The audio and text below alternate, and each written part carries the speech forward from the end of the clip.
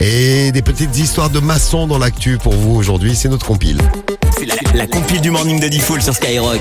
Et à fond sur l'actu, et tu commences par chez toi, Rémi. Oui, on va du côté d'Évreux à la place numéro 3, juste à côté en effet, où en creusant le sol d'une propriété pour y construire une nouvelle cuisine à la place d'une grange, 3 maçons sont tombés sur un joli magot, des lingots et des pièces d'or. Eh, c'est génial ça. Ça c'est génial. Tu vas bosser, tu récupères des magots et des pièces d'or. Le souci c'est qu'il y a Des des magots, lois. des lingots et Des des lingots. pièces d'or. Ouais, Tu un ré- magot, quoi. Tu récupères le magot. Un joli magot. Le problème c'est qu'il y a des lois et ils n'ont ni averti le propriétaire ni les autorités.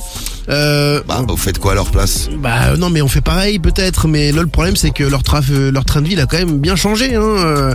Ça a intrigué leur banque, ça a intrigué une cellule nationale qui s'appelle Tracfin, qui est chargée de surveiller un peu les mouvements de fonds suspects. Et donc ils ont avoué leur faute. En même temps c'est vrai que il y avait une jolie somme, 450 000 €. Ah ouais.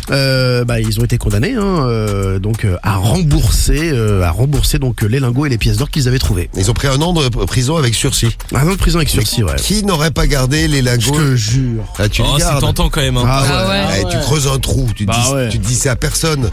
Bah oui. Bah maintenant c'est à moi. Voilà. Ah ouais. Bah ouais. Bon désolé pour les Normands maçons. Là on va aller à Collonges, à Calonge. Collonges c'est dans le 69. Ouais, Calonge c'est dans le Calonge. Lot-et-Garonne. Dans le Lot-et-Garonne, c'est un conflit de voisinage. Et écoutez bien ce qu'a fait une habitante parce qu'elle était embêtée par les voisins d'en face. Ouais. Un jour, les voisins d'en face, ils se pointent et ils voient des maçons qui sont en train de murer leurs fenêtres. Ils se disent, mais qu'est-ce qui se passe? On n'a prévenu personne.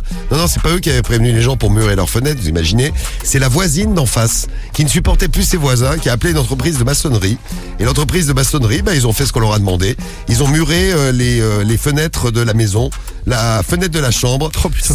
celle du petit frère. Et les parents, avertis par leurs enfants, ont halluciné. Ils sont rentrés immédiatement du boulot. Et face à la situation, ça s'est géré avec la justice. Et a priori, je pense que l'habitante n'a pas eu une bonne idée de faire murer les fenêtres des autres. Malheureusement, elle n'a pas le droit.